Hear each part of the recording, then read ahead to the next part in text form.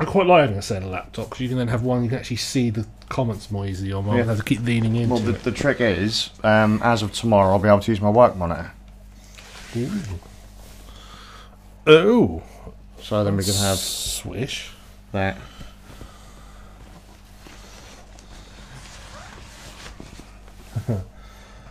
Thank you, Annie. We are here now. Anyway, oh, I forgot. We're sitting the stair. We're actually started. Are we live? We're live. Yeah, sorry. Are we? I think so. Let's have a look. I've told to go. The Zoom thingy. Oh, I forgot to switch off pin zoom. Hey. Oh, there we are. God blimey, we're awfully orange on your screen, aren't we? Always playing with my screen. And as I was completely forgetting we're actually live. Yeah, how good is that? Yeah. Thank you, Annie. We are here now. Anyway, oh, I forgot. We're sitting the stair. We're actually started. Why do we look so orange on your screen? Charlie, sod off. Hello, dog. Inky, get rid of him, please. Alright, that's it. Strangle him. Cables. Cables. Oh, at a moment there. Seriously, if any of my work stuff get wrecked, that dog's getting wrecked. Stream dog Anyway, gets wrecked. good evening, everybody. I'm TheSufoflkRam. I'm Skazz. Happy New Year. Yay. Yay. Happy 2018. 2018. Saturday. Yes. It's the new year. Do you feel refreshed? That's annoying me. No, I don't believe in random little time limity things. I don't believe in that. You don't believe in time? When what was it? When was New Year's Day? Monday. So everyone kept saying Happy New Year. I was like, yeah, Happy Monday. Feels exactly the same as yesterday. Yeah. I nearly didn't go stay up on New Year's Eve. I thought to myself, do you know what? I'm pretty sure they all change whether I'm awake or not. Yeah, that's it. So I was like, I got to about sort of 10:30. I was like, I'll be arsed. Well, we weren't gonna see in the new year, and then it turns out that me and Inky sat up watching cartoons all night, and then when all the fireworks went off, I was like, what the fuck? I was like, oh god, it's gone midnight. Well, I ended up playing.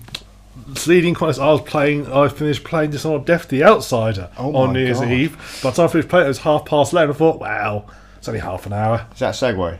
That is a segue. We don't normally do segues. Normally, you sort of like butt in there. We just bumble our way through. Yeah, but yeah, games we've been playing. I've played Dishonoured Death of the Outsider. Woo! Any good? Yeah, it is. So you know how they put the DLC out for the first Dishonored Knife of Dunwall? Yes. So first one came really out. Liked. Yeah. And then DLC came out where you play as a character called Dowd, who's like the bad guy, one of the bad guys from the first game. Mm-hmm. And you play as him in the DLC. Mm-hmm. This is like a similar thing. It's a continuation of his story, except it's actually standalone. So it's still about half the price as the original games, but even brand new, it's 20 quid. Sure. So about half the price, but it is a smaller game. It's only about sort of 5 missions. But like Dishonored 2 and other style games, those missions are huge. If you want to rush through them, you can do. But if you take your time to actually go around, looking like I do, I like to sort of explore everywhere, get nicks and crannies. I mean, there's one mission I think took about 8 hours. Oh, yeah, that was just sort of, that was before I even sort of actually got to the main part of the actual doing the thing I need to do. So really in depth. So you play as, now this is from spoilers, Dishonored 2.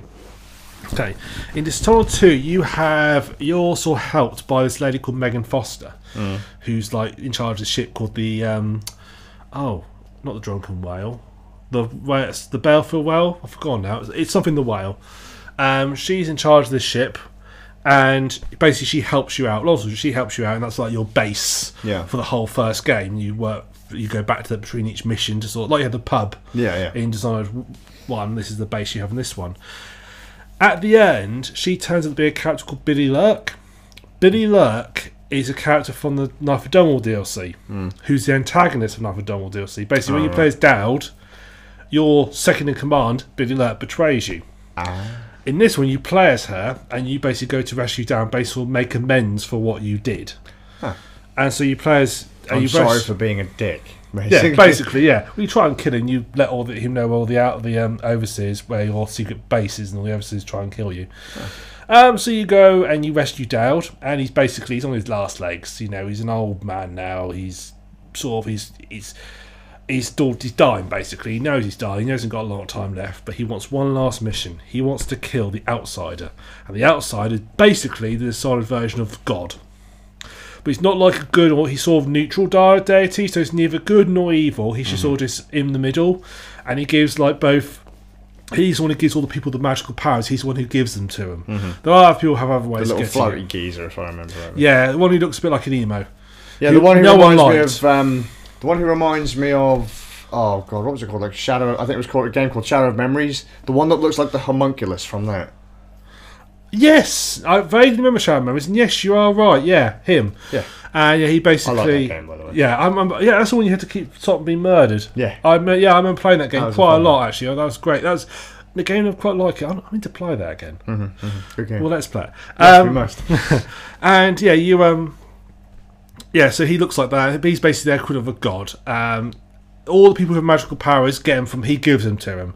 So he gives them to Corvo, gives them to Dowd, he gives them to Emily in the second game. And Billy's a bit special. Not spoiling too much. There's other reasons why she's got abilities. Okay. But that would spoil too much of the main game if I sort of explain why she's got these abilities, but she has. Right. What's in for her is that all her abilities are unlocked from the start. There's no upgrade because it's a short game that you just have them right from the start. You can't upgrade them, they're fixed, this is it. You can upgrade them through getting runes. Right. But like in the first one, you get runes and they can enhance your powers. So your 4 powers you've got her version of Blink, which is called Displace. Right. So whereas Blink, you aim somewhere, and as soon as you let go, put the button, you're off, you jump. What she can do is she can place a marker. Right. That marker will stay there until she says, I want to jump. And then she jumps. Which so means you can do things like, for example, you want to take out a guard, you can play, and you're on a ledge, you can place a marker next to you, jump down, punch them in the head, before anyone sees you, you just bump that up. Yeah. Okay, cool. Later on, you can also get bone charms that basically allow you to have like 2. So you have 2, and you could choose which one to go to. Yeah, you basically aim at the one you want and you jump between them. Neat mechanic. Yep. You've also got Foresight, which is basically you basically sort of astral projection. So you can go out, you can look around and sort of see things, and time pauses when you're doing this. So you can use it, so you don't have to worry about you being attacked. You can use it to scout areas and so forth. You can also place displace markers. Okay. So there's a place you might not be able to reach normally, but with Foresight you can sort of climb and do it and place a marker there. It's a bit like flying, but it's not proper flying. You can't just fly it permanently. You can have this like maximum height off the ground. Sure. Which means if you go off a ledge, you'll drop down a bit and you can't necessarily get back up, but you can sort of like bounce yourself around and get up. She's got another one called Semblance. This one I only used once and I didn't like it. Not because it was a bad power, but I didn't like the implications. Okay. And basically it allows you to anybody. You can just basically go up next to them. If they're unconscious, you can basically steal their face and you look like them. Oh, right, yeah, I've heard of that one. I've heard of that and what happens is then they get like a black bag put over their head, and you've implied you have actually stole their actual face. Right. And you look like them, then you can walk around. As long as you stay stationary, no one will bother you. Will use any power. Void energy. But as soon as you move about, you use void energy. But it means you can do things like attend meetings with certain people. Sure. Part of me, it didn't sit well with me, the idea of stealing someone's face and sort of leaving them without a face. It just didn't feel right to me. Right. So I did it once. I just couldn't bring myself to do it again. I felt mean. I was like, oh, there you go. You're now an unrecognisable, what are you called? Glob. Like shop dummy thing. Yeah, mannequin thing. You haven't got a proper face. Yeah, I did like that. So I saw. Are they left with like bone structure or? You just see a bag over their head. Oh, okay. You just got a black bag, so you don't know what's underneath that. I dread to think, but they have to be alive. You can only send someone who's alive. I also heard about that as well. So that there are a lot of people like knocking people out, and then there were submissions or something where you had to kill an entire room of people, or you had to leave people alive, and then they had no idea what the hell they'd actually done. Yeah, that is true. That's very true. So yeah, I didn't like that one too much. I felt morally wrong. I know I'm putting this game. The space. You can also frag somebody. Okay. Oh wow. You can, if you place on top of somebody and jump through them, you instantly kill them.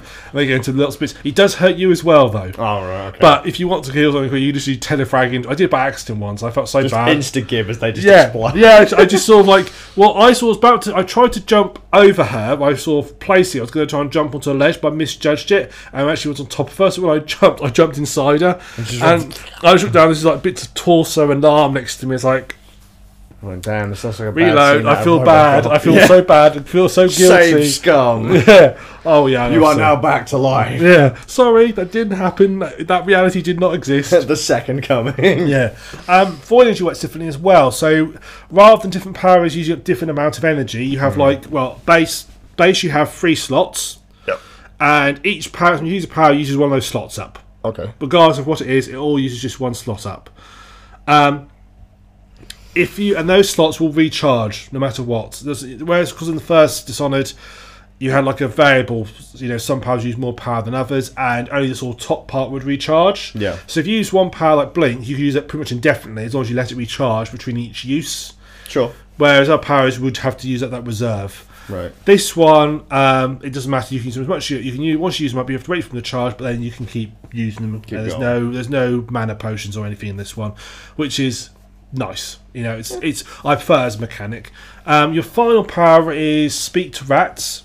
So you can talk to rats. So you used to have the heart in Dishonored, where you can like aim to people, and you can get the heart will give you clues and like sort of tips of what could go on and things you could discover. In this one, you speak to rats, and the rats will tell you secrets. Okay. And they're a bit cryptic about it because the rats are not that smart. They'll talk about nasty, isn't it? Yeah, they're not. Well, to be fair, they can talk to you. That's pretty good going for a little mammal creature. They can talk to you. They just don't want to. They do very sort of surreptitiously. So squeak. It's like they say, we found fresh food in the road, and the smell of a bottle rolling around the gutter. We ate it and it was poisoned, and also eating a drunk person. I think that's paraphrasing slightly for what they say a bit more eloquently than I can. I mean, it's not a good song. I can't be as eloquent as a rat. They do it a bit better. I thought you said that they weren't very smart. No, they talk about like running up people's legs and biting their flesh and all sorts. And they talk about how they get eaten alive by hounds and like they make and what an exciting life they have. They do, and they get crushed and left to die of dehydration from rat traps and all sorts. It's quite interesting. Yes, bless them. Then occasionally they will give you a clue or something. Right. So that's all places to heart. So if you listen to rats, you can find out information, which is quite neat. The game itself. One other thing they've got rid of is chaos. Okay. I didn't like chaos in any of the Sonic games. I didn't like being forced to have to play a game a certain way to get a certain ending. I don't like being forced like that. And chaos felt very haphazard. So if you basically the chaos system was if you were nice and you didn't kill anybody, you could kill like 1 or 2 people max in each level. If you didn't care, and if you did it really nice, you basically get a good ending. Now you got an ending was also based on if you let people live or die. So you could be like really destructive, but you let the person you're targeting live, and then you got them mix the endings together. Basically, I didn't like that as a system. It was in the Dishonored 1, it was in the Knife of Dunwall DLC, and it was in Dishonored 2. Didn't like it at all because it just felt like I was being forced. It's my actions. Like the big actions, like should I let this main character live or die, should be what affects the end game, not how many random people on the street I kill. Because it doesn't make sense. It was like, if you kill people, then there might be more bloatfly corpses later on to deal with. Well, there are 100 people dying every day. This is a war-torn civil war city. There's 100 people dying every day. 6 people I kill is going to re-tip the balance. Well, at least it's not as bad as X-Blades. I remember playing through X-Blades, and its idea of deciding whether or not you got a good or bad ending was based on what skills you bought at the shop. That's stupid. So if you bought one of the dark energy spells... No warning, I'm assuming. Nope. It doesn't matter whether or not you use it or not. Or act like a saint throughout the whole game. Just if you buy it, or just if you have it, bad ending. Yeah, no, I absolutely... Yeah, I hated Chaos. But luckily, Chaos is not in this one. Literally, although it's somewhat worse because literally the whole ending you get is based purely on one choice at the very end. It's pick your own ending. That's it. But there's no chaos. You can do whatever you like. Doesn't matter. Sure. You also have these contracts. I think might be what you're referring to. So in each mission, you've got a number of contracts, and there'll be like side missions. Yeah, and there'll be like like there's the first mission, for example. There's a white hound that you need to destroy, kill and destroy. There's like somebody else who's got like a secret. You need to like sort of destroy this people brewing this beer. You need to find the recipe and destroy the beer supply so they can't keep brewing it. And then later on, the one you're probably referring to is there's a mission, and it's probably the best mission of the game. You have to rob a bank. Okay.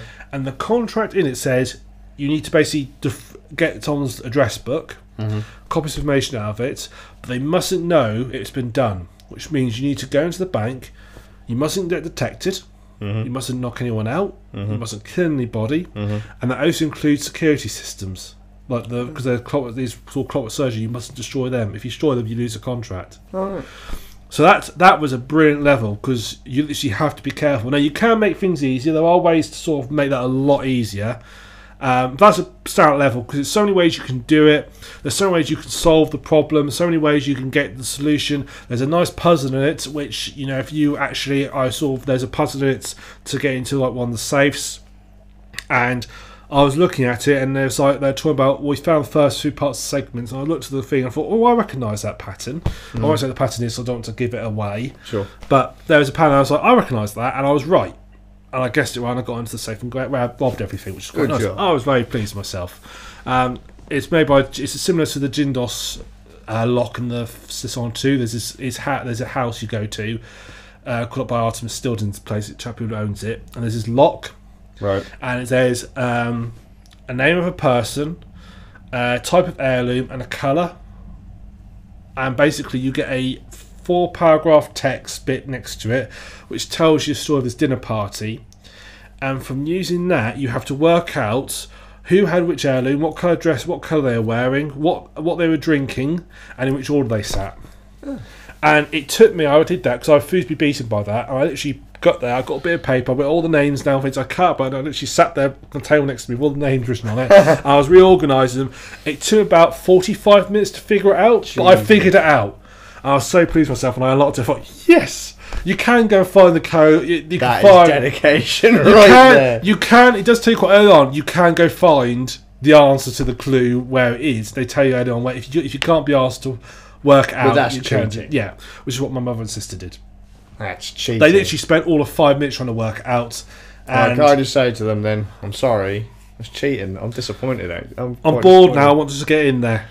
It's fun. It's fun trying to figure it out. Yeah, because if I get to a puzzle that I can't figure out, I get angry, so I have to sit there and actually figure it out. The translation was, I can't figure this puzzle out, so therefore I'm bored. I'm not going to try. I'm not going to admit I can't figure it out. I'm just going to say, oh, it's boring. Let's just go in there. Yeah, that drives me nuts when people do that.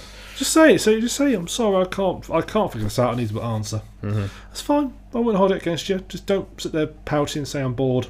I don't like that. I find it awful though when you're doing it and you're in stream and you get stuck, because that's when people start handing you spoilers or whatever. Because I find literally any hint is a spoiler. So rather than boring people to death, a lot of the time I end up saying, look, guys, we're going to have to play a different game, and then I'll sit and think about it, and then next time I'll start another stream to do it again. Yeah, or like sort of before you start streaming, figure it out and say, right, I figured it out. This is the answer. And then go back up. Yeah, because I just feel like a right dick. I could not like go, oh, I'm just going to go to like game FAQs and I'm going to Google the answer and.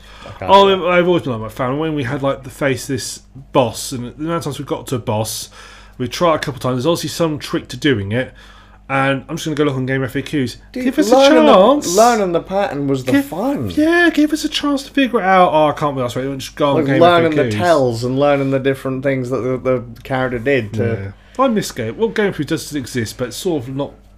I don't know when he goes on it anymore. It still exists. I don't know. I don't play games enough to have to go on there. Yeah. I've gone on the forums occasionally. It still looks like it was in the early 2000s. It hasn't changed. Good old Game FAQs. Good times. So, yeah, Dishonored 2, definitely outside. Really good. If you like Dishonored, you'll like it. It is less freeform, but what you can do, there is less choices matter than in your first Dishonored. But it's a shorter game, and I really enjoyed it. I mean, I like the way it resolved. I like the sort of end boss, and there was some. It was just right. So yeah, I really liked the song. Just definitely outsider. Right. So Skazz, have you been up to anything? Gaming wise, not really. I've been dicking around with trying to do a live stream of some form. Near enough daily. Even if it's just like a half an hour little chit chat, because it turns out that I actually get more viewers when I'm just doing like an IRL sit down chit chat kind of thing. Like there's just like a bit of gameplay on in the background and people are just asking me questions and we're just talking. Though so far this year I've tried The Long Dark. Good. And I tried that one on Linux. Really bad bug if you're on Arch Linux. Is there? Yes. There's a disclaimer, isn't there, at the start of the game, or some random thing that says now press any key or something like that. There's one. It says basically that the way we portrayed wildlife in this game is inaccurate. It's all for game. Real animals aren't this bad. Don't go killing them, please. Yeah. So it was something to that effect. I didn't really get a chance to read it because if you launch the game in full screen, it goes. black, and then we're not actually going to let you press any buttons, so tough. The game is now effectively stuck. Because I did try and live stream, and this is where it turned into like an IRL stream, because it took us nearly 20 minutes to get anything to happen. It was just a black streamed screen, so I ended up playing Ziggurat and Immortal Redneck instead. After that stream, went back and tried to figure out what the bug was. It's a rendering bug. You have to start the game up in windowed mode. But after can you do it borderless? Well, so what basically happens on my build is, because a lot of people say, oh, you should define the window size. But I don't. I just say start in windowed, and then literally that it'll pop up in like a little 640 by 480 window, black screen. Wait for the hard drive activation or activity light to stop. Hit space or click or whatever, and then that was the disclaimer. Then the game goes boom, full screen, and you're in. I've played it for about 2 hours, maybe a bit more, and. Are you dead yet? Well, the first time I ended up killing myself on purpose because it was easy.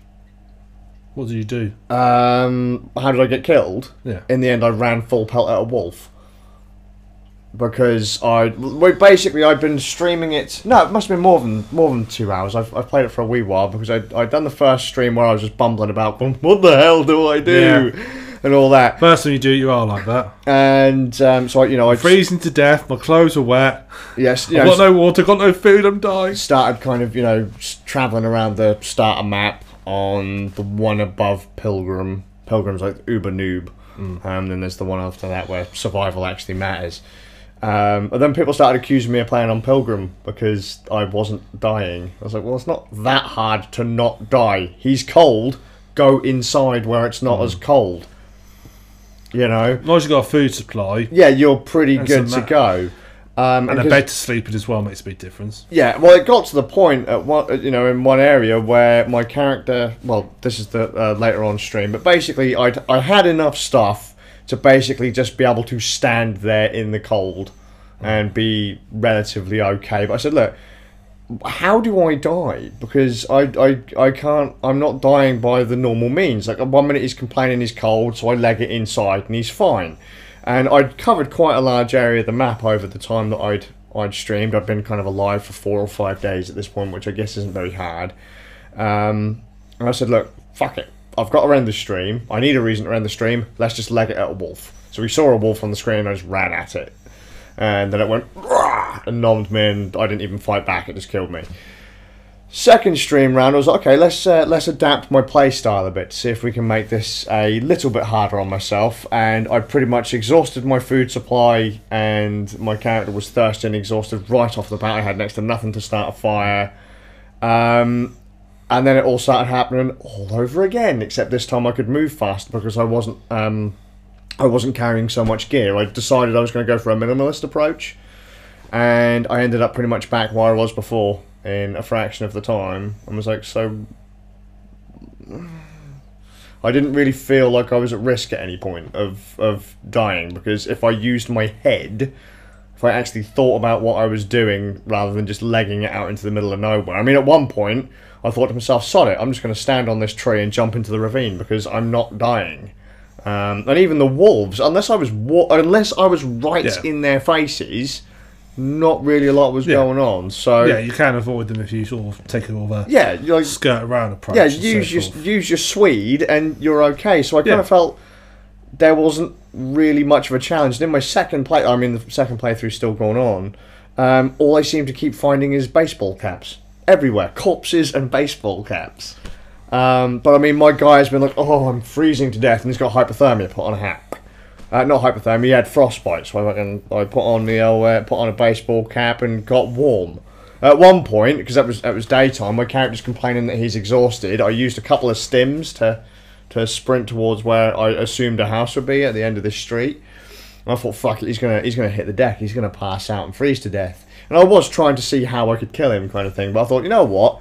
This will be a laugh. I'll make him die in his sleep. So I lit a fire, had it going for about 3 hours, give it like 3 hours worth of kindling in there, and then put down my little sleeping bag, and it was like, oh yeah, now you're warm and you're not tired anymore. I was like, interesting. I didn't think that was going to work, and so I ended up wandering off to the next house with no worries at all, stocked up on food again, and off I went. I was like,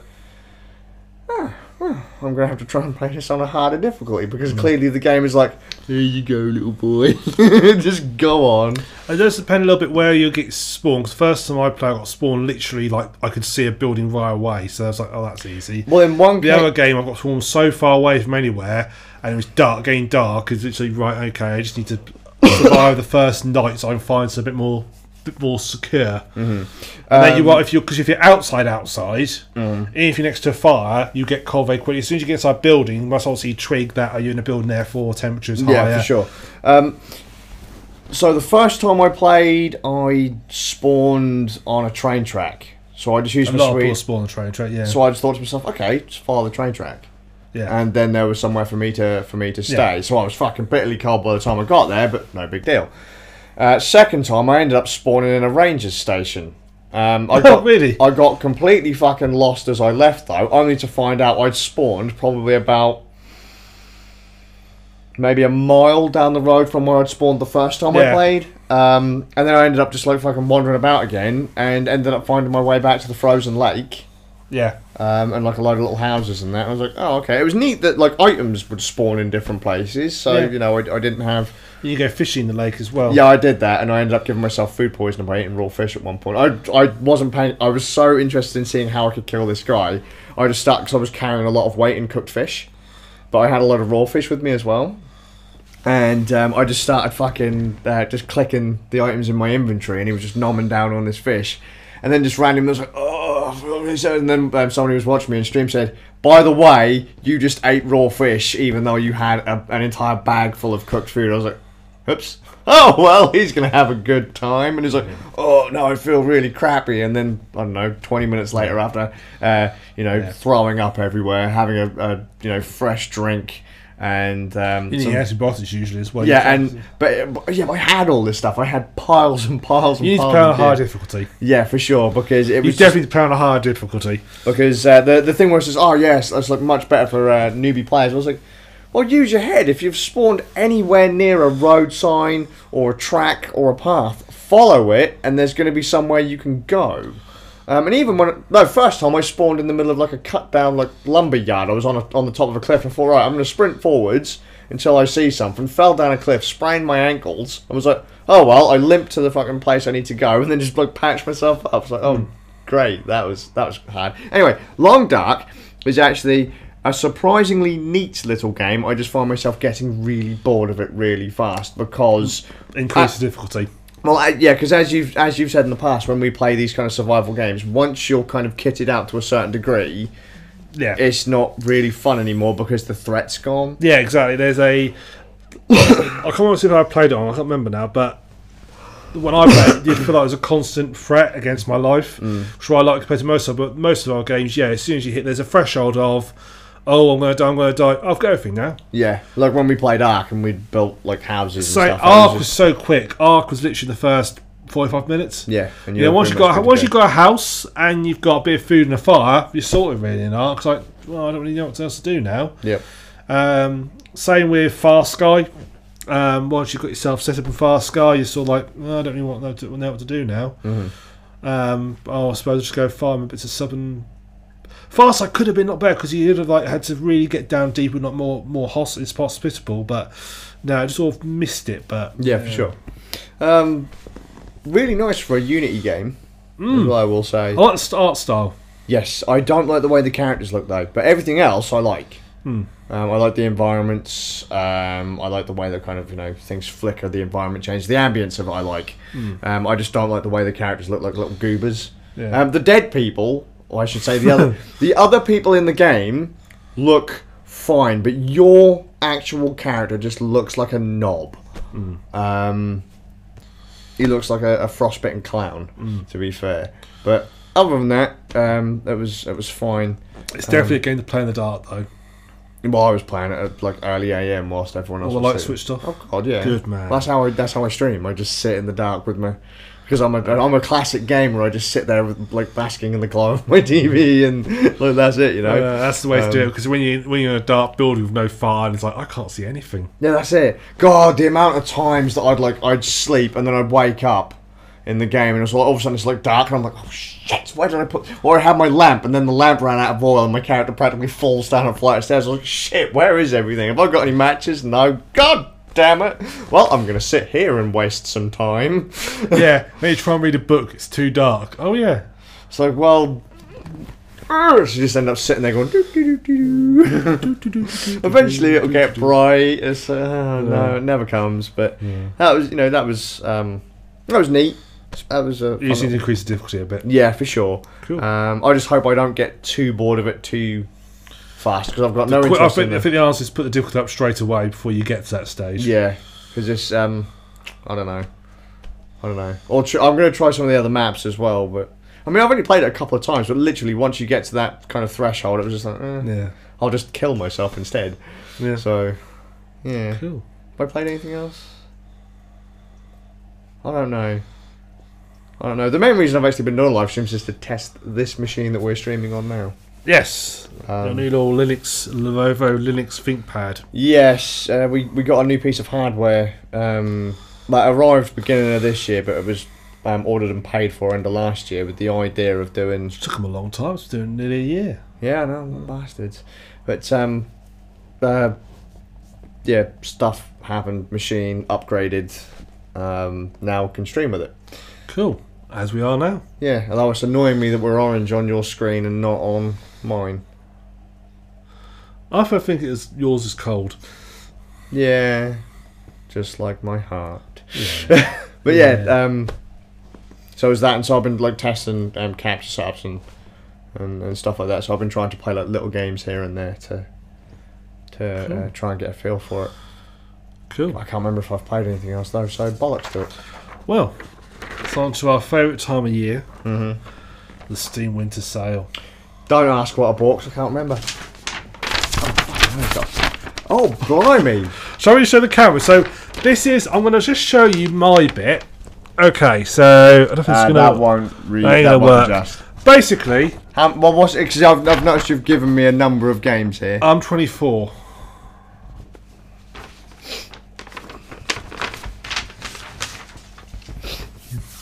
Three.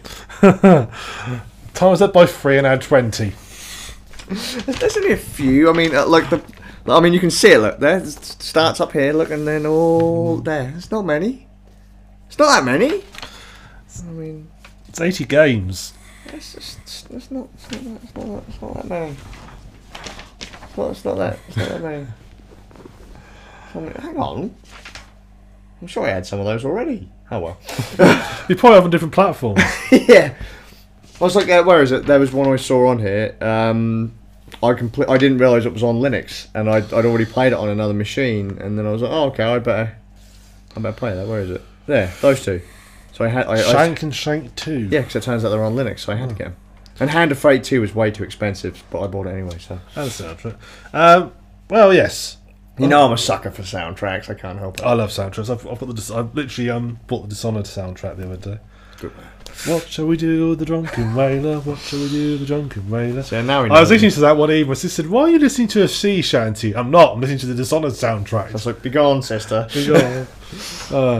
So yeah, I picked up a few. I hope you're not expecting me to pick out like key stuff. I'm not supposed to read through the whole lot. Well, hang on a minute.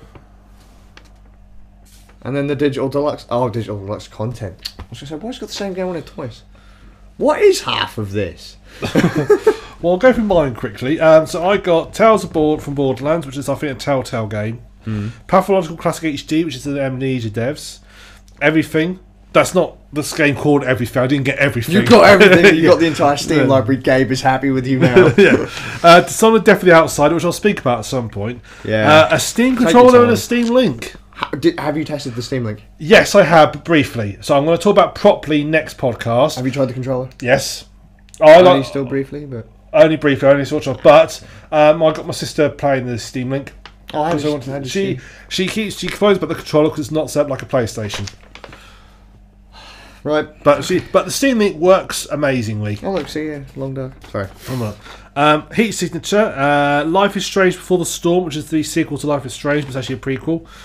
Beyond Good and Evil, which is a game I've wanted to have for ages. Machinarama, Shelter 1, The Witcher Enhanced Edition, Director's Cut, Sniper Ghost Warrior 2, The Room, which is a game about being in a room. Hand Simulator, As you do. which is a game where you simulate hands, and it's VR. Right, it's a VR. Bioshock 2 Remastered, Unreal Deal Pack, Divinity Anthology, Bad Rat Show, The Room 2. I bought that because I had The Room. I thought I might be good. Murdered Soul Suspect, Anti-Chamber, and Fibrillation HD. So not many. Skazz, You want me to read the whole lot? you can go for it quickly. Fuck off, there's loads. Would you like me to read for it? I don't even know what half of these are. Well, Can I just throw out, there is one of these I didn't actually buy in the sale. I just want to see if you've got it listed. Well, I went by dates, so when I actually bought it after the sale ended. I have no idea because it wasn't on the... where is it? Sorry, this is important because there is a game that I want to play. Well, I'm hoping all 80 games you want to play. No, but I mean, like, this one is one that I installed knowing I'd be playing it for a long ass time. Along with, like, Divinity Original Sin in there. I just feel like I can't fucking find it. World of Warcraft. Oh, yeah, that one. Fuck World of Warcraft. I mean, Baldur's Gate. Yeah, you read it. All right. I'll tell you if you get to the Stop me if you want to talk about him. X-Blades, Eden, Vision of Aurora Borealis, Vision of Aurora Borealis, Fanbook and OST soundtrack. Superstar Path soundtrack, Day of Infamy. Day of Infamy is a good one, realistic shooter. That's a World War II one, isn't it? Yes. Yeah. Superstar Path, Dark Elf, which is a race from Warhammer. Dragon Knights, Hell... that must be an anime one, Hellgirls. Hellgirls. I have no idea. Dragonia, Mirror, X-Blades Digital Deluxe Content, X-Blades Soundtrack, The Airless, Killing Time. What are these, when they're all priced just on the same time, how come the soundtracks and that are so far separate? I don't know. Whatever.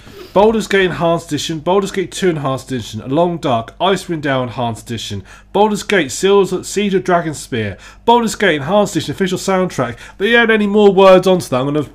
No, I was going to say those are getting longer. I don't remember the titles being that long. Galgun Double Piece. Yeah. Neko Power Volume 3, Baldur's Gate Siege of Dragonspear Official Soundtrack, Planescape Torment Enhanced Edition, Icewind Dale Enhanced Edition Official Soundtrack, Baldur's Gate 2 Enhanced Edition Official Soundtrack, Planescape Torment Enhanced Edition Official Soundtrack, Baldur's Gate Face of Good and Evil, Everspace, Morale Chronicle, that's in Japanese, I can't pronounce that one, Omega Quintlet, Morale Chronicle Deluxe Pack, Japanese and Japanese, Everspace 2 Upgraded Deluxe Edition, Everspace Encounters, Divinity 2 Director's Cut, The Forest of Doom. Is that a Doom spin-off? Forest of Doom, by the way, that is... do you remember the old Choose Your Own Adventure books? Yes. So you read through your paragraph, you get a choice at the end. It's one of those in game form. Rockin'. Do you have to virtually flick through the pages as well? Yeah, look, it's a book. It gives you a book and some dice to roll, and it's fucking neat. The one part of the game that games afford, and requiring you to have a book handy, they have to flick through. They just simulate it anyway. It was neat. It's great for 79p. You can't go wrong. Far Sky, Chaos Reborn, Higurashi When Thou Cry How, Chapter 1, Honor Karakushia, Appointment with Fear. I'll cancel that. A Kiss for the Petals, Remembering How We Met, Race the Sun. You've played Race the Sun before? Yeah, I know, but I didn't realise it was on Linux. Order of Ataxia, Initial Effects, Hiraguchi, When Thou Cry How, Chapter 2, Ranaganashi. Wow, that's great. Hiraguchi, When Thou Cry How, Chapter 3, Tarawigorishi. Carve into the Snow Witch, Starship Traveller, House of Hell, Tenchi Paradox, Episode 1. Stay! Democratic People's Republic of Korea. Yeah, I had to get that. When I saw it, I was like, I've got to get that. That looks so rad. Read it again.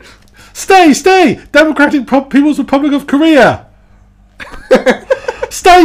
DPRK original soundtrack. I should change that. Stay! Democratic People's Republic of Korea official soundtrack. Hiraguchi When Thou Cry How, Chapter 4, Hima Mitsubishi. Hiraguchi When Thou Cry How, Chapter 5, Merakishi. Rento Fontaine online dice board game. Rento Fortunus Monopoly. Truth Disorder, Fairy of the Treasures. No idea. Sakurura Agent, Sakura Magical Girl, Sakurura Gamer, Legends of Talia, Arcadia, Tricol Love Story, Foxheim, Grabo remix The Wars of Fire, Top Mountain, Curse the Assassin, Oh, Force those are Showdown. Those were more boogie book things. Right.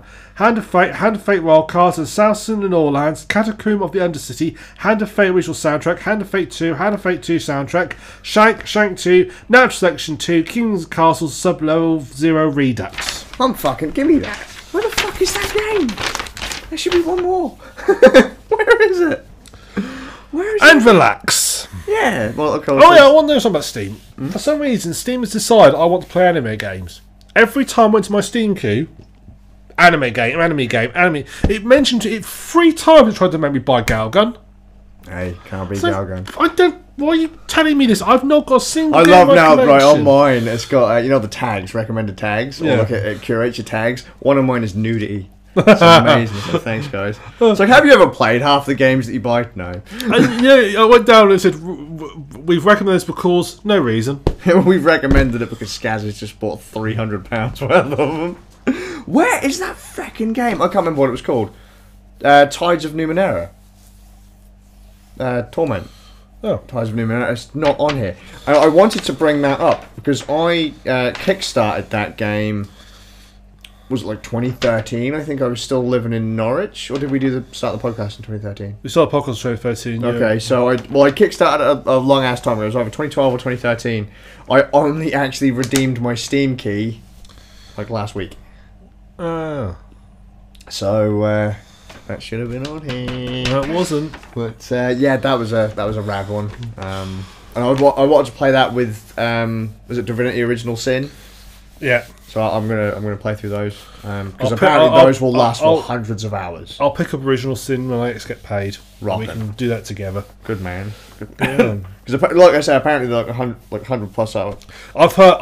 One of the other podcasts I listen to, they've talked a lot about Original Sin. It does sound awesome. So I want their stories and so forth. It's really well written, and apparently it's actually quite hard too. So. All the games I mentioned on mine, Heat Signature, is actually made by one of the people who on the podcast. Oh, cool. He's a game developer, and he actually made and released Heat Signature, and I've performed for a lot of years, so I always picked it up. It's all good. Cool. I have no idea what half of this is, to be honest. I can't remember. Particularly the ones that are in Japanese. I mean, I don't know how they get away with that on Steam. You think they could put a translation in? Dude, I actually have some games that are in straight Japanese. Look, I have no idea. Right, so... Although we can now say that with the purchase of some of these titles, my PS4 is now officially retired until Monster Hunter comes out. Because one or two of the games on here were, up until recently, PS4 exclusives. And I was supposed to get around to playing them. And now that I've got them on Steam, I'm just like, I ain't playing that then. Yeah. Bye-bye PS4. So, Steam sales, all good. I only bought a few. Doesn't. There's loads of soundtracks in there. It's just a few. A lot of them are like 70 odd p. Well, I was copying, I was seeing the thing, am I going to fit this all on one page? Is that what you were actually thinking about? Fits in the show notes with other things on there. And I've got my own page. Your own extra page. Well, I thought I did quite well this year. You did. You put. I don't know. I mean, I spent. Look, I've only got I've got 800. I've now passed the 800 game mark on Steam, and 310 of those are on Linux. Yeah, that's not bad. So exactly, yeah. Nearly 50% of your library. That's pretty good. Just getting there. We're getting there. So other news. I feel bad. I put this in here, but actually that's not the right time. I put in here Intel fucked up, which is not really fair. Mm-hmm. They didn't really fuck up. It's just they've had a bit of an issue. Little one. It's not too big of an issue. Yeah, in the grand scheme. So it only affects every Intel processor made since 1995. Yeah, thereabouts. Wait, what was 1995? That was the Pentium 1, wasn't it? Pentium T? Pentium Pro, wasn't it? I haven't got a clue. No, Pentium 1 and MMX was around 97, wasn't it? So yeah. But basically, they've managed everything. Some people at Google and some other security companies have managed to find a way to abuse Intel processors. Mm-hmm. And this is a hardware issue. It's not something you can easily fix. You can fix in software, but not perfectly. Mm-hmm. And in fact, there's one official security website. Their recommendation is to replace your CPU. Yeah, I did see. Wasn't that something an American agency? Like it's like one of the agency just said, replace your CPU. Yeah, so you're like, with what? At this point, AMD. Do you want me to go all the way back? I know. I'm gonna rock out with my Motorola X68000. Yeah. Like, yeah, boy, I've got my old school 80s computer out. Basically, there's been an issue. I did make that joke a while ago. It's just fun to reuse it. Yeah. I'd love to go upstairs and go, oh no, it's a Pentium 1. No, it's affected, mate. It's affected. You can't Commodore use it. 64's up in the loft. I'm done. Yeah, a sword. Sorted. Long story short, they've discovered a way. When you're on a computer, you have your operating system has kernel memory, and you have like user memory, User space, whatever you want to call it. And they found a way to basically, you're not meant to access kernel memory. It's meant to be fixed to the operating system. And the operating system can access it, and through special cores you can access it. But it goes to the operating system as a gatekeeper. They've discovered a way to basically bypass that process and extract data from kernel memory. Now, I've not found a very good explanations anywhere, so I've actually read the actual academic papers. How it works. many? There's 2, one for each. How many pages each? About 10 pages. That's not too bad. They're not bad actually. If you know if you got a reasonable amount of idea of computer science and hardware stuff, you can sort of get an idea of how it happens. And Sure. without getting too technical, basically, a modern processor doesn't process things in order. Nope. It takes in instructions, it separates them off, and it will actually process things out of sequence, called an out-of-order execution. To basically optimise performance. Yes, exactly. So if, for example, it will group things together, so if it knows that someone's got access to memory, and it knows it's got 5 commands access to memory, but in your program they're separated apart, it'll go, I'll add them all together, and then I could do it in one job to make it quicker. What someone has discovered is, so let's imagine you've got a program. Your program tries to access a part of memory that's reserved for the kernel. Normally, that would stop it. It would say, no, you can't do that. If, however, you throw an exception, which is an error for posh people, for some reason programs call them exceptions, just before that, because the processor will try and perform operations in advance, it will take that next command, not realising it doesn't need to execute it, and it will execute the command. And it will install that data in a register, which is part of your processor. Now, then what would happen normally is the kernel would throw the exception, realise there's a mistake, and then it would throw away the next command. So what they're based on, before the exception, you've basically allowed the processor to go into kernel mode, which then has allowed that command to actually be able to execute. So if you do that, and then you have another program that extracts data from that register, effectively you've bypassed the command process. That's a rough, what I understand, that's how I understand it works. In the grand scheme of things, let's just say things that shouldn't be left in an open pot are being put in an open pot just long enough for someone else to be able to figure out where they are, what they are, and get them. There's basically there's a gap in the patrol routine, to use a gaming analogy. It seems very well covered, but there's a gap in there for about half a second or milliseconds that you can get in and you can get the data you want. And it's quite extreme because you can actually pretty much copy the entire kernel memory. And there's examples. They've said it to a degree. It's going to be quite slow, but you can do it. You can even do it with JavaScript, which is even more concerning. Which is terrifying. They did some examples in the paper. They showed some examples where they actually were able to extract using Firefox. Were able to extract passwords from the kernel. Yeah, that doesn't surprise me. That's because they've said that even encryption keys, it's all going to end up in memory at some point. If they can dump chunks of your RAM. Which is what they've basically found a way to do. It's very clever how they've done it. I mean, I think what the thing about it is that actually when you look at it, it's not really one system's fault. It's lots of different systems that are working together individually. And individually, they all work right. But the trouble is, when they've combined together, it's just actually allowed this flaw. And to be fair, it's taken 22 years to find it. It's just going to be the new bastard to cover up, isn't it? It's going to. Now it's there. We're kind of. I think because most people who are nefarious people look for faults in software rather than hardware, because software tends to be quicker to find. But it's also quicker to patch. You can fix software, but hardware is a little bit more tricky. You can do software. There are software patches out there.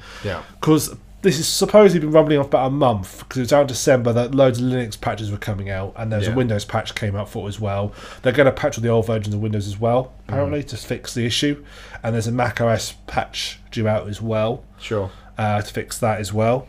So it's interesting. Like I say, it's a neat read. I mean, I haven't gone and read the actual academic papers, but I've had a little flick through different things and been like, oh dear. There are a lot of all the explanations I found online haven't been great, to be honest. To be fair, my one was pretty good, but It's there. I'll link to the papers in the show notes. They're actually not that hard to read. If you know at least basic computer science, you won't actually struggle with them. Even if you don't, I mean, because I was listening to someone actually explain it in big old in-depth detail, and I was like, I was able to still pick out little bits and then translate that into dumbass and figure out what was going on. I mean, I understand that I still have a reasonable grasp of how computers work, but still,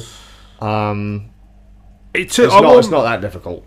It's not. Just initially, you have to just get your head around how processors work these days. Because I think so long you could easily translate it into the stupid. Yes, by turning it from computers to sweeties or something like that. It's not hard to transform it into something else. Yeah. So you could, in fact, explain it to Grandma if you needed to. Yeah. But all she needs to know is she needs to patch her computer. Yeah.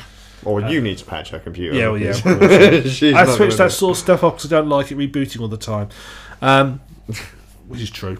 So, I mean, the long and short of it is they're going to have to work out the redesigned CPUs. So the current designs don't work, which is going to be a monumental task because they've spent years based on the same design. It's going to be a nightmare because now that people have realised that could be a problem, they're going to be looking for it. Yeah. And they're going to be looking for the next version over and over and over again. Yeah. So they're going to have to redesign that, figure out CPUs work. They've got software patches for it, which are going to affect. They say will affect performance of any application that uses system calls. Right. Luckily, if you're a gamer, you said that. It says between 5 and 30%, but everyone is jumping up and down like it's going to affect them. No, it is not. For average user in user space, you're not going to notice a damn thing. It's only for applications. It's basically more like server and mainframe application are going to real feel it. And there have been some, say for face, some places have discovered 50% reduction in speed. But but if you're like me, a gamer, it's not going to affect me, and it's not going to affect you. Nope. Even if you like sort of most editing, it's not going to affect it. It's only for systems that use a lot of system calls that are going to be affected by it, because that's what they're having to protect. Yeah. But it was slightly. I mean, some people are saying, well, can we sue Intel? I was like, well, they're already gone for a class action lawsuit, aren't they? Yeah, well, you're going to have. I think you're going to have trouble because it's been there 20. It's taken 20 years to find it. I mean, a fault that's took 20 years, I think you could argue, is not something that necessarily you would be aware of. Although it's slightly bad, the Intel CEO sold all his shares. Yeah, absolutely every single one. He legally could. Yeah, because there was like a 250,000 he had to keep because of his position. Yeah, he has to keep a minimum amount of shares. It's like that's like going to work and saying, right, I need to get rid of everything I can and pull as much out of this corpse as I possibly can. Quick, sell everything. Everything must go. Fire sale. Furniture's gone, and the guy's just sat there huddled in the corner. Is there a problem? No, it's fine. Everything's fine. Everything's fine. It's like, but why is the office empty? It's fine. So yeah, it's. Yeah, I mean, I think it's one of those issues. I think, as you say, for the average user, I think the average user is not going to notice the problem. I think it's just simply the fact that it's the average user that's making all the noise about it. And also, I think the other big issue simply is the fact that what you can, if they don't patch the exploits, they can be pretty damaging. Yeah. I can just see some small program on a PC just sat there happily burning away, dragging all this information out, and then just sending it off to somebody. Because they say it's very slow, it's not quick. But if your computer's only for 3 or 4 hours a day, which a lot of users do, you can exfiltrate a shit ton in 3 or 4 hours. Well, my computer's very rarely switched off. Yeah, mine have been on for weeks. Yeah, mine. Oh my god! Yeah, the entire database is gone now, mate. Everything, your Steam library has been copied over to somebody else. No! That's why they keep buying games, they keep disappearing. Yeah, Lord Gaben, help me! Help me, Lord Gaben, you're my only hope. God damn it, Gaben. So, why didn't you tell me? It's also worth mentioning, although people say it doesn't affect AMD and ARM. It does. But both the companies have said, actual fact, in certain forms it could affect us, but the current attack doesn't. So you've got Spector's the name for the sort of family of attacks, and Meltdown's a specific one that hits AMD, Intel. But they both said that actual fact, certain situations they could be affected, so they're going to have to look at their own processes as well. Yeah. But there's something else point you've got to bear in mind is it's not just that, it's all the embedded systems out there. All the smart systems are all now vulnerable to this functionality, and most smart systems weren't that well established anyway. Are we talking Internet of Things devices? Yes, right? yeah. Get rid of them. Smart TVs, smart fridges, and so forth. I don't trust people designing those to actually have that much just grasp of cybersecurity. So God no, get rid of those. Any Internet of Things, anything, get rid of it. It's like these smart children's toys, like smart table stuff. They just go actually they're very easy to hack. Yeah. It's like, I'm not surprised because the person who's designed that isn't going to be like the same guy who works at Intel or Microsoft. I mean, Microsoft, yeah, everybody's had problems, but they've got the reason people like Linux get faults found out, Apple gets faults found out, Microsoft get faults. There's literally millions of people trying to find faults in them, and it's just sheer. You can't. It's just it's what's it called? Large groups of people working together for a goal and achieving it. Crowdsourcing. Yeah, I was had a brain fart there. It's crowdsource hacking basically. But basically, it's a massive brute force attack on it. So they're going to find them, and they try and find them quick enough. It's quite fixed. But the people who design all these other smart devices, well, you've got to think 9 times out of 10, it's probably not even someone semi-competent in comp. Yeah. It's like the summer temp guy. Hey mate, you did a little course on how to write some C# code or some Python code or C. Yeah, mate, I did it. I did that. Yeah. Well, can you just confirm this for us? Oh yeah. I'll store the password in plain text. That'll be fine. Oh yeah, I'll just transfer all this data in unencrypted. That'll be fine. Mm-hmm. It's even worse when there's actually a password, username and password, actually burnt into the device. By the way, fucking Western Digital MyCloud NAS drives have been found to have a backdoor. Really? Yeah. A hardware username and password that you can't change. So take a guess what got ripped off my fucking network. Western Digital, yeah. It's like, holy crap, that's fucking gone. I'll build my own, thank you. Oh dear me. And you think sometimes you want to shake them and think, come on guys, it's happening every day. You hear about someone else who's been hacked. For you to think, why are you still doing this? Why are you still doing base passwords and so forth? Why are you still? It's not even the idea that these are people are still using generic usernames and passwords on their devices. Yeah. This is what's the guy from War Games, Falcon's Maze? Professor, what's his name? The back door, basically, that he puts into his own program so he can get back in. The kind of thing that I do, the kind of thing that you do. Oh, so never put a back door on a bad program made for somebody. Never. Yeah. Never do I have an admin account. Honest. Yeah. But the trick is, honest, David. We are still. They're still baking this shit in. Stop it. Yeah. It's all well thinking, I have a little back door. But if you do that, at least give it a 32 long length random password in there, so no one else can guess that. No one's going to be able to brute force that anytime soon. But just they don't. No, they don't. And if it's an Internet of Things device, get rid of it.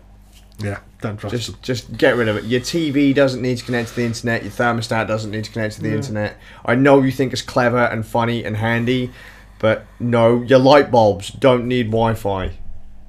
All right, they just don't. And I've got a friend who has internet connected light bulbs that communicate with Amazon dots and things like that. And I can sort of accept if you've got a central hub and the things connect to that.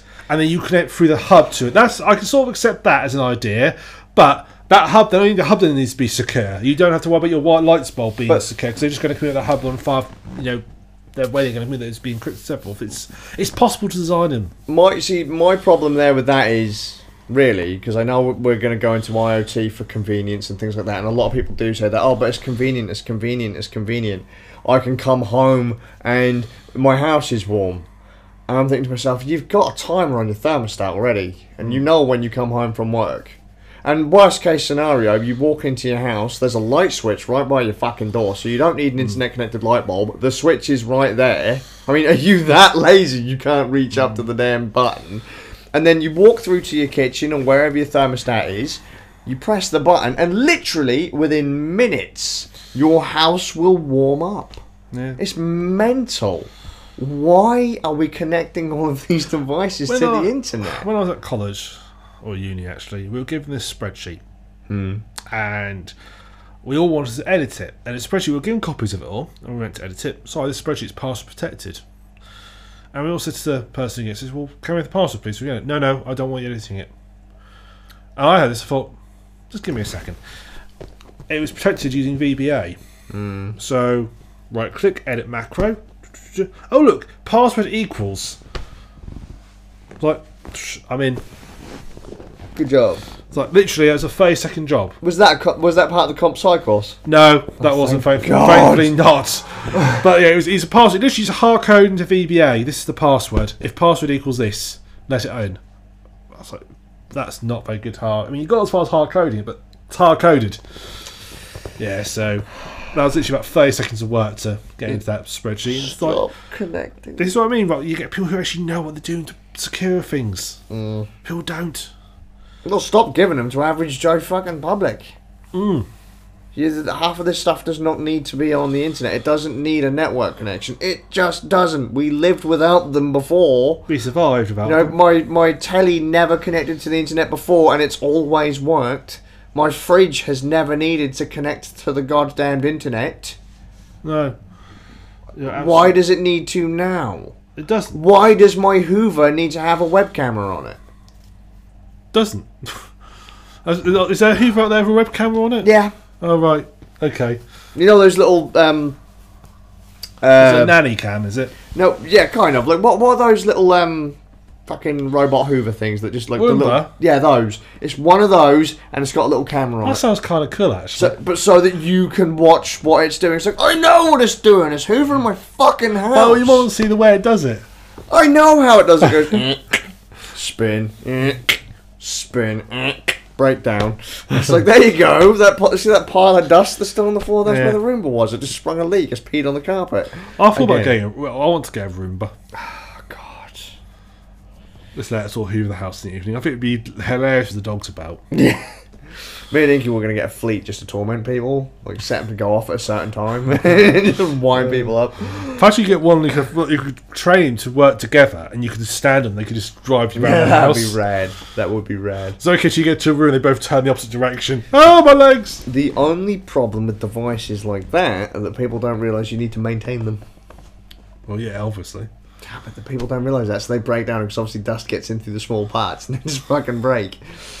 What you need to do is hoover your Roomba. Yeah, that's pretty much it. So you have to make sure you've got like a what are they called? Like the little handheld vacuums, like the Dust busters. Yeah, dust buster. And then that eventually gets dust in it, and then you need to hoover that. So you need another vacuum cleaner to hoover that, and then you need a vacuum cleaner to hoover the vacuum cleaner, and that gets dust in it. And basically, there's an infinite recursion of vacuum. Somewhere out there's a vacuum cleaner that still works and hoovers every other vacuum cleaner in the whole world. And if that breaks down, we're stuffed. There's no more vacuum cleaners anymore. Unless you're a dab hand with compressed air. That's very true. Top tip for you there. There you go. Can of compressed air. Or one of them little... No, I've got an air compressor. Well, there you go. Actually, my friend's got an air compressor on the farm. Last time I went down there and I was using my computer with me, and then everything I thought... Really? You thought I'm going to clean up my machine? Yeah, I did. Stands a few feet away. I did. I still got my attachment. I just blasted all the air, all dust outside my computer. I love the way you do the little motion. Oh, I'm just going to a little bit there. Well, it's got a little like gun attachment. And he fucking lays waste to the processor. It produces air at about sort of like 5 or 6 bar. Last time I cleaned out the fucking my heatsink, cleaned all the fins out. My guys went when it went. I'll tell you what. I used to laugh. People used to put dust covers, have PC cases with dust covers built in. Since I've had a piece with dust covers, I've seen the difference it makes. Oh, good times. Do you ever know one piece without dust cover? It's like just grey. You ever know that piece of dust cover? And like you open it up and you have to tap it to get to the components. So all that, you know, that shielding, that grey shielding that forms around everything. What I call the flammable barrier. Yeah, that's the one. You know. Oh, and don't use a vacuum cleaner on your PC. Don't. You done that? No, but I've had a friend who used to do it. Oh, I vacuum my PC. Don't do a vacuum cleaner on your PC. On the inside? Yes. All that lovely static charge is building up has been vacuumed. On the inside? Yeah, used to vacuum out. Oh, keep it clean. Don't use a vacuum on cleaner the in it. inside? Yes. Don't do that. Don't use a vacuum cleaner. I can understand if you said, yeah, I've got a massive fan on the front. Vacuum section, indeed, Annie, indeed. And then you just kind of clean the fan at the front through the grill, but inside? Yeah, he set the siphon and vacuumed the inside of his PC out. Like, every couple of months to keep it clean. Don't do that. It's like them crazy people that format their machines every 3 minutes. I've got something formats his PC like nearly every other month. Fucking hell, if I did that, I'd never get any work done. Yeah. That's maybe what I should start doing so I can give myself an infinite loop holiday. Could do. Can't, I'm maintenance. But then, like, considering I pay myself, There you go. I'm screwed at that point. Where's all the money gone? We can't pay for the maintenance. There you go. What's next? Next, it's that time of year again. We Yay. forgot. Right, we forgot this at Christmas time. Sorry, We forgot. we forgot. We did forget. Game of the year, Yay! Shit, what was my game of the year? and you've had. I told you about this 2 weeks ago. No, I thought about it and I wrote it in a document and then I crashed my computer and then I forgot to save it. Right. Well, I'll discuss my game of the year. While you're thinking about yours desperately. Good. So, as we normally do this. What games did I play last year? What came out last year? As Think of something. just say Galgun again. So I went. Yeah. So basically, I went through all the show notes. I went to look back all the things I discussed last year. And just a little reminder: the game of the year is what is our game of the year. It doesn't necessarily have to come out this year. It's what we've played this year, and like the most. I've got two then. Okay. I've got an actual game that came out last year, and I have one that I played for the first time last year. Cool. Well, mine came down to 4 choices. Oh, 4. I'm sort of. It's Far Cry Primal. Okay. Where you had the Psychic Owl. Is this one of the ones that actually came out last year, or is the one that you actually played? This came out. No, this didn't come out last year. This one I played last cool. year. Orwell. Yeah. Yep. Prey, which did come out last year, Yeah. and The Long Dark. Yeah. Were my sort of top 4 choices, and I had to narrow it down from the 26 games I talked about last year, down to 4, and I'm gonna have to pro, and it's gonna be between. If you're gonna have 2, I'm gonna pick 2. Okay. I'm gonna pick. Have you? Wait, is this one that came out last year? The one that came out didn't come out last year, and that's Orwell. Okay. That's why I loved it. I loved the fact it was different. I loved the fact that it was I loved the way it was set up. It felt very much like you were actually using a bit of software. Yep. It didn't feel like you were playing. It didn't feel like a caricature of a police state. It wasn't a police state. No. It was a state of lots of high privacy laws, Yep. or lack of privacy laws. It was believable. It was a believable environment. I could believe this sort of thing actually existing, and the way it interacted, it felt the way you sort of learned about these people's lives very organically. I was really pleased with and really liked. Yep. You want to do your game from last year? Well, what the game that didn't come out last year? That's your game of the year. Right, so I've got a struggle on this one because there's 2, and someone's going to shout at me and say one of them didn't come out in 2017. It did on Nintendo Switch. Okay. So I'm going to go hard pressed for 2 that actually came out last year, and then 1 that didn't. Okay. So first off, I'm just going to go with Splatoon 2. Cool. Which isn't a hard choice. It's an arena shooter, team-based arena shooter, cover the ground in your colour ink. It's basically Splatoon 1, but portable, which is not a problem simply because not many people had a Wii U, so it's just more people get to play Splatoon 2. Graphically, it looks nice. Mechanically, it plays well. The music's the maps are pretty good. Fun game. Another game that came out in 2017 on Nintendo Switch, but came out on everything else the year before, literally near enough a year before, was Dragon Ball Xenoverse 2, which is an RPG, almost an online RPG. You can tell it was based on the Dragon Ball MMO. It's a sequel to Dragon Ball Xenoverse 1, but almost a retelling of Dragon Ball Xenoverse 1, because I guess not many people really played it. They just kind of enhanced it, tweaked it.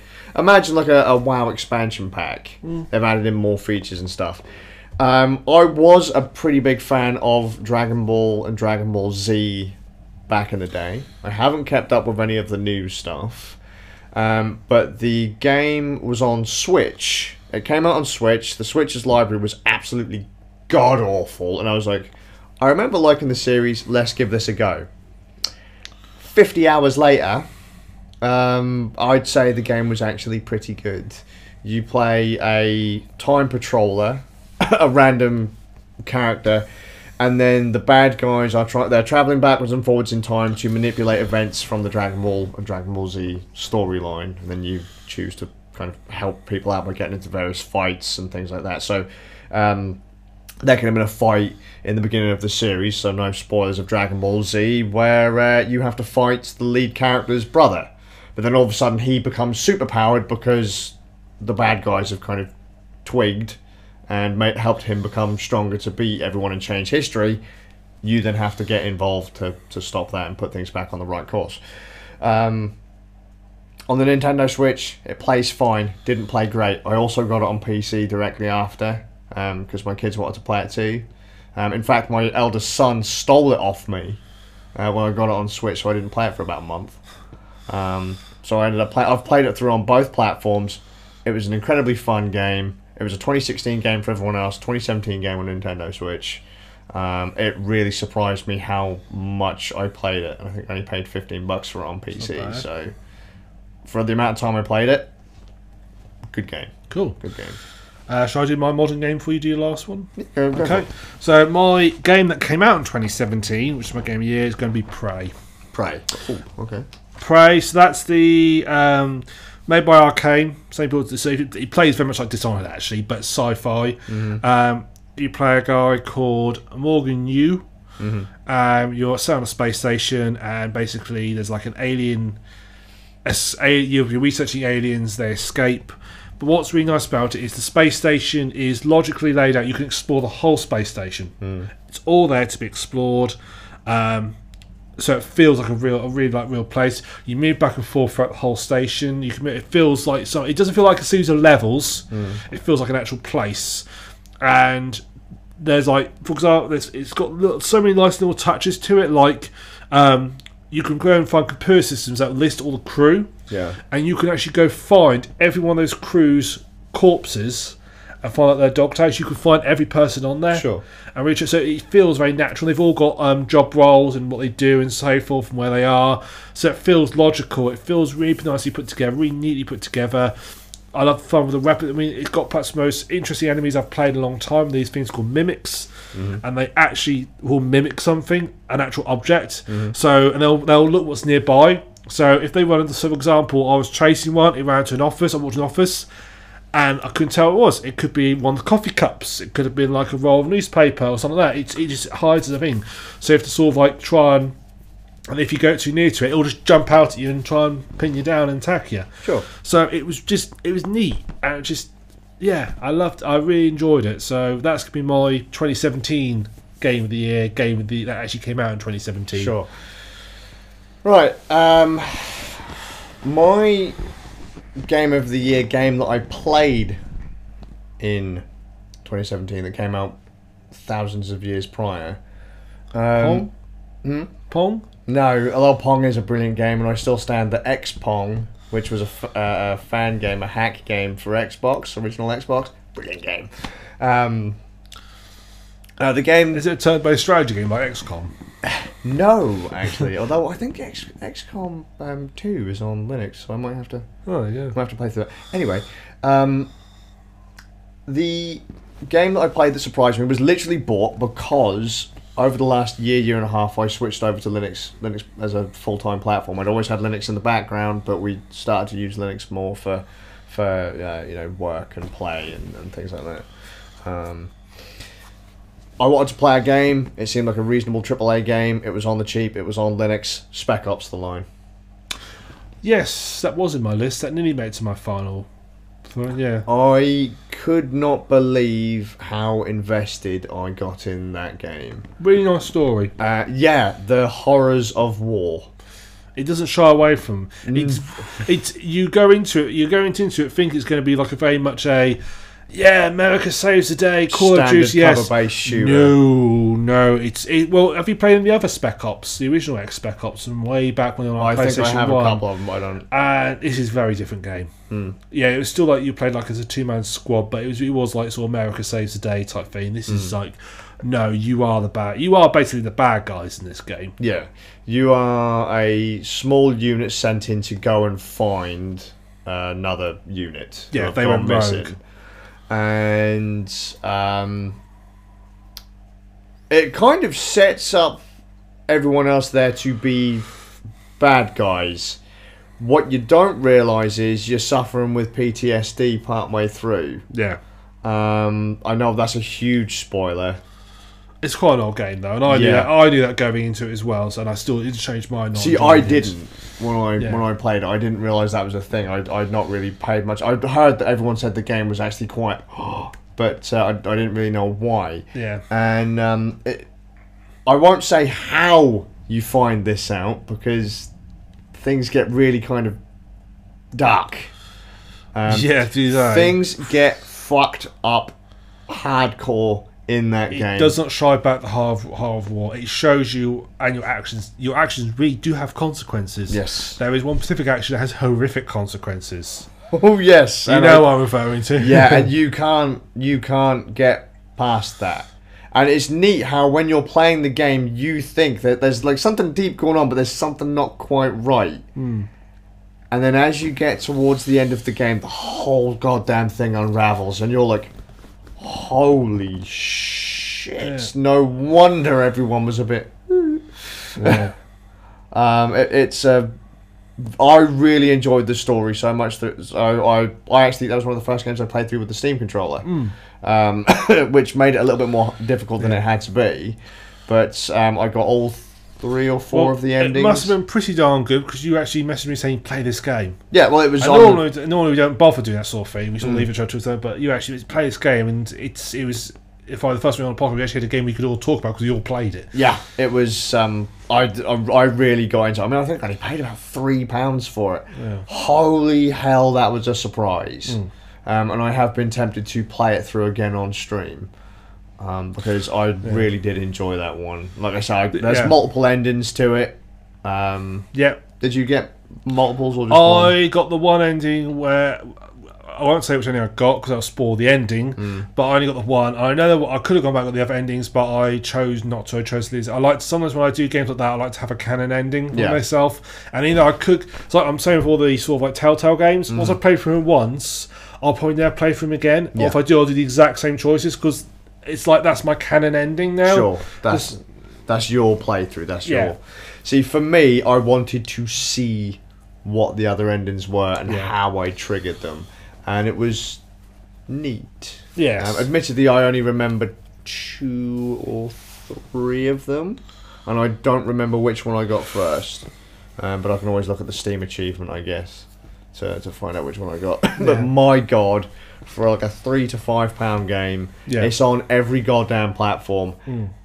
That was amazing for a cover-based shooter. That story was just right in the head. Brilliant storyline. Although the controls are a little bit shit. Well, I could say doubly so because I was playing with a Steam controller, so I wasn't sure if it was just the game or whether it was the. No, the controls are pretty. The amount of times that I went to get into cover and vaulting over the cover was like, oh, for crying out loud. Yeah, well, at least you had a better time aiming than I did. Yeah, aiming was God damn it! Reload. What button was that? Do I press this? Do I shake the fucking thing? Was it this button on the back? Was it this button on the top? Where's my keyboard? Give me the fucking control pad. There we go. But no, really fun game. I had to, because I actually looked it up. I was like, did I buy that in 2017? Yes, I bought it at the start of 2017. Yeah. Hands down, best game that came out long before. There you go. So that's our games of the year. So our games so isn't it game of the year? We've actually got 5. Yeah, that's all right. That's okay. I had to go through a few of them because I knew that people would kind of rat at me for Dragon Ball. Yeah. Even though on the platform that the platform that I picked it up on, it came out in 2017. But that's fair enough. Either way, fun game. Enough. No, so right, that is actually us done. Yeah. So, thank you for watching. I'm TheSufoflkRam. Skazz. And look forward to seeing you on... That time can't be right, surely. What time is it, sir? Since 11 o'clock. We've been broadcasting for more than an hour and a half. Nope. 11 o'clock. Oh. Past 11. Crumbs, how long have we been broadcasting for? hour and 17 minutes. Oh, we've gone through that bloody quick. Yeah, an hour and 19 according to... Oh, that sounds right. Oh, we've gone through that bloody quick. Yep. Oh, okay then. Well, very much watching. I'm TheSufoflkRam. Skazz. We'll look forward to seeing you next fortnight. Yep. Which will be the 20th. Yes. Is it? Yeah, 6 plus 7 is 13, plus 7 is 20. Oh, don't do maths, I ain't got time for that. So, very much watching. So, see you guys then. See you in a fortnight. Rocking. Also, just as a quick kind of post-show note, could people, if anyone's actually got to this point, maybe Annie, let me know how is the colour on this, because on my screen things look exposed and more blue. On Ram's screen they look orange. And I'd like so I've set the white balance wrong, because I had to manually set the white balance, but going by this screen, wrong. I've got a friend of mine who's got a proper spectrometer. Yeah. Because he works on printers. Sure. And I want to see if I can convince him to come around and calibrate my monitors. Sure. So I don't know which one is more accurate at this point. To be honest, the flesh tone on you looks more close to how you look to me than that one. But I am colourblind. That one you look. Like, yeah, I was going to say I'm shadowblind, so it doesn't help. That one you look like you thought I've just dug you out the ground. Yeah. Whereas this one, you've got a little bit of colour to your cheeks. See, to me, that one's far too orange. Yeah, but again, I'm colourblind as well. We're not really the best people to do this sort of no, correction, we're not, are we? No. So, but there's that. And also, just so people know, I'm quite pleased with this machine at the moment, because I've got a processor app up to see if my machine has been throttling, and doing this stream with a processor that isn't rated, the cooler isn't rated for this processor. We've been streaming this entire time. I get it's only 720/30, but we haven't throttled once. Apparently it's a tad orange here there as Sure, well. so I'd say that you're probably better. Your screen is probably better calibrated than mine, which is fair. Which is fair. So I'll then have to know. That's quite an old ThinkPad though, isn't it? Yes, this thing's fucking ancient. So the screen may have faded over time. Yeah, well, the screen actually isn't all that good. I need to get the upgraded screen, because the company that sold it to me did mention that there was a few faults with the screen. I should have really gone by colour temperature, but when I set the colour temperature on here, it looked really off. But then again, that doesn't look too bad. No. I just don't really like the fact that the background looks... I will admit it's more orangey on there than it is tomorrow's on here, but perhaps I'll convince him to get mine calibrated. Because he's got the proper tools to calibrate them all. We shall have a look. And he's just got tools to check it to like a printer as well, so you can print something off and then check it from the printer to the pieces and make sure they match up. See, it's got to be done. Well, he deals with printing presses and stuff for actual publishing houses, so... That's got to be done right. Yeah, it's got to be done spot on. Otherwise people go... Rah, rah, rah. Yeah, they do, yeah. They do a lot. So I'm going to say I'm quite impressed with this no, machine. it should be. It's works. I mean, for what's an old big kit, like a 2012, you've managed to upgrade. I mean, it's impressive. You managed to upgrade as much as you have, really, because getting parts must be a nightmare. It's which, believe it or not, no. Really? No, it's because I could pull the processor out. Because laptops are notoriously hard to get bits for normally. Well, the trick is though, because this is a socketed processor. Oh, is it? Yeah. Oh, cool. So that's why I said earlier how I've ordered another processor for it. So this started with... Sorry, we're going into a bit of techie here. That's fine. I know we're at post-show right now, but this started with a... I let this out on the audio version. Fine. This started as a dual-core Ivy Bridge i5 at 35 watts. It was like the 3320, so it ran like fluff, right? So when I started this, it couldn't play back 4K video, right? 4K 60 video, it would be like 1 frame every 10 years. Then I picked up on the cheap a 45 watt i7 3630, which is only about 8% slower than what was in my gaming laptop from like a couple of years ago. Once it's patched, about 50% slower. Yeah, it's going to be way slower. No, it won't. But no, I've put that in there, and that's why I've been checking the thermals. It will actually quite comfortably stream software encoded 1080p 60. Awesome. So, well, it's 1080p 30, and then it gets a little too hot for 1080p 60. But yeah, it can do that, and I've got 35 watt i7 on the way that I've been kind of conned into buying because of a pre-signed invoice, bastards. But not pre-signed, but we'd already agreed kind of thing, and then we said no, that's not going to be a thing, and then I got slapped with an invoice for a processor that I didn't want anymore. So that was nice. But whatever. RAM, that's upgradable in this thing. Speakers, you can upgrade those if you want. So if you break them, you just literally pop them out. You know, pretty much everything in this machine is That's very surprising for a laptop.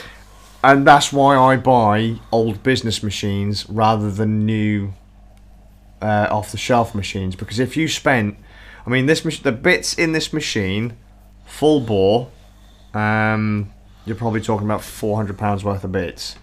Buying a £400 machine from Curry's PC World or whatever will be nowhere near this powerful. In fact, I went to Station X, which is a Linux laptop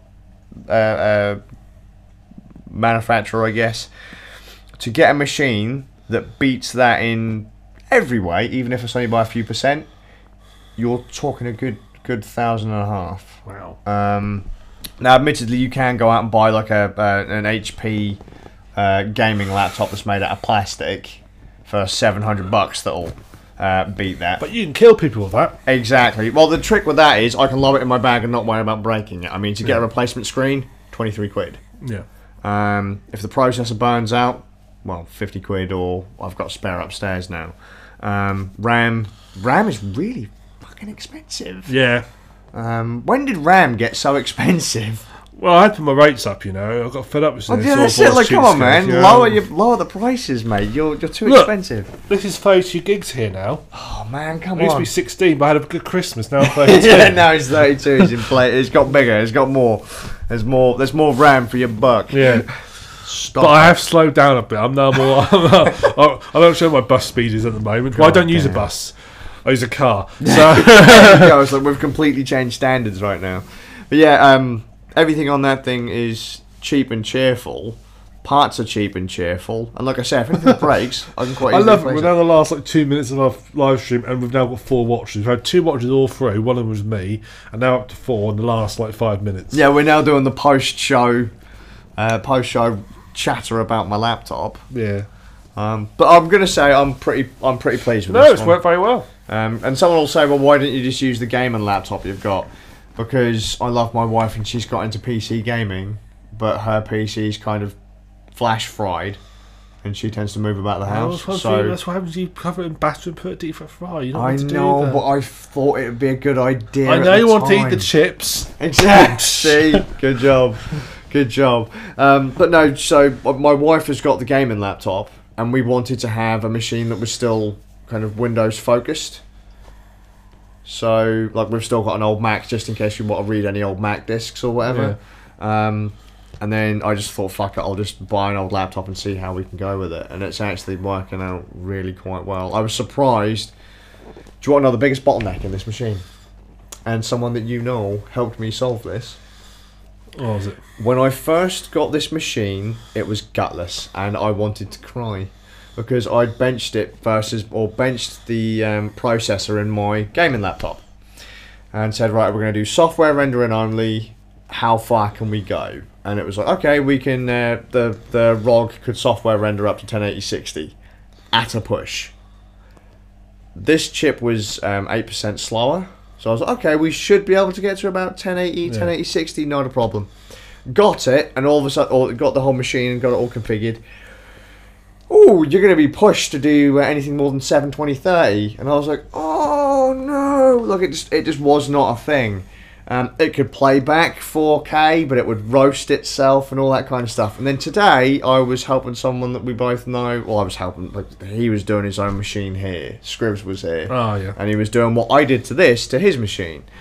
And he put in the chip, and his new chip, and all of a sudden, one of his RAM slots was like, nope, I don't like this chip and that RAM. And I only had 4 gigs of RAM in here. Now, it wasn't amount of RAM that was my issue. Because I'm using a shared graphics card on this machine, it's using RAM and the speed of the RAM for the GPU. So when he couldn't put both sticks of RAM in his machine, I said, can I just borrow one of your sticks of RAM? Because I've got an idea and I want to test something. I also have a little machine called the ASRock B-Box. And that's a beatbox, but still. It's like a little tiny Celeron machine, but it can play back 4K video because the GPU has access to dual channel memory. So I put in the other stick of RAM, come downstairs and say, right, let's just set this to 72060. Oh, it's doing 72060. 108030. Oh no, I then went to 108060. Oh, that was a bit too far. It previews 108060, but we can't record 108060. You can record 108060 if you change the encoder preset, which then means you have to up the bandwidth a little bit to get the quality back. So if you go, is it like very fast, and then you go to like super fast, and then fastest or whatever. Ludicrously fast after that. It will do 108060, but you'll get more macro blocking because you need. It's not spending enough time per frame to render it. But then if you go back down to 1080p, it's like, oh hey, 1080p, let's do this. Not a problem. So the performance issue that I was having with it was dual channel memory. So I then went out and bought a 16 gig kit for a lot of money. Awesome. Just so you know, we've had a message from Sadazin. Shade, how you doing, George? Well, I was finding out to watch. I'm always late, right, Skazz? It's always the way, mate. Always the way. Always the way. But I'm, super pleased with this. I couldn't believe it. I just couldn't believe I didn't think about the memory. The only other issue I have is heat, because it's a 45 watt chip. The cooler is designed for a 35 watt chip. So it will throttle itself down. If it gets too hot, it's supposed to run at 3.4 max. When it starts to get hot, it'll go down to 3.2, and then when it's really getting hot, it'll throttle all the way down to 2.9. However, I said I got skinned on that i7, that other chip. That one's a 35 watt part, taps out at 3.2 maximum, which is what this is getting anyway because of heat limitation. So I might actually get better performance using that chip in this machine because we're not throttling down over time. Another little tidbit, this laptop after its upgrade, even when throttling, renders a 1080-30p video in H.265 nearly 6 minutes faster than my quad-core i5 in my desktop PC. So not bad. that's not really a slouch in the grand scheme of things, No GPU acceleration, no nothing, just literally hardcore processor crunching. This machine beats out my PC, and we have an express card slot on the side to allow me to plug in an external graphics card if I want to. Do you want to know what the real killer feature is? Just one more. Come on, One killer feature. Right, the one killer feature. I can have 3 hard drives in it. Really? Uh-huh. Where are you putting them all? Right, so it's got a standard hard drive bay. Yep. Obviously, so that's your 2.5 for up to 12mm for hard drives or SSDs. That'll take upwards of 2 terabytes. Then it's got a disk drive on it, which you can replace with a 2.5-inch SATA caddy. Lenovo pretty much throws one of those at you anyway. You can pick one of those up for like $20. So that's another 2 terabyte drive you can put in there if you wish. And it's got an MSAT slot, so you can put an MSAT or SSD in there. Not bad. So that's what I plan on doing. I'm going to load that up with storage, and this is now my Road Warrior rig because it's powerful enough to do near enough everything I want to do. Alright, I'm not streaming 1080-60, but most people I know when I'm on, let's say you're down at the local church. Does the local church tend to have a connection fast enough to, or you're out in the boonies out somewhere, do they really have a connection fast enough to push a decent 1080-60p stream? Probably not. If you're doing an event where you're out in the middle of nowhere with a very limited internet connection, you're not going to be doing a 1080-60p stream anyway. No. And let's be fair, 60p real life stuff like this is fucking disgusting. Don't do it. Gameplay, fine. This stuff, don't. Unless you want to do slow it down. Yeah, for sure. Shoot in higher frame rates if you want to slow it down in post, but I keep seeing people shooting videos at 60p and it looks fucking awful. It looks almost unnatural. It doesn't look right at all. It really doesn't look right. If you're going to film gameplay every day of the week in 60 frames a second if you want, no problem with that. But as soon as you start to get to real life peoples, it just does not look right. No matter what you think, it doesn't look right, and it's a waste of bandwidth, in my opinion. So, right, shall we now end? yes, I've now finished. Thank you very much for watching. I've been TheSufoflkRam, Skazz. and we'll see you in a fortnight on the 20th. Right, Good time. Dual channel you RAM, later. mate. Dual channel RAM. that's what I tell the ladies. You're fucking. You dual channel. You go dual channels, do you? Oh, You yeah, I both go dual ways. channels, yeah. Oh dear. In pairs. Oh dear. Oh dear. Do you go match pairs? You like 26, Oh, yeah. do you? Yeah. Match pairs. Good job. Good one. Right, are you going to stop the stream? Oh yeah. Well, you have to stop at that. No, end you as well, stop it don't on that one first. Oh, stop it on this one first. Yeah, stop it on this one. Press the button. I can't believe that's running so cool. It's running so cool. Yay! Hey, on the next podcast, I can update people on whether or not that 35 watt processor has made any difference. You can. Let's start recording. Oh no! Can I do it? Can I do it? I don't think you actually hit it.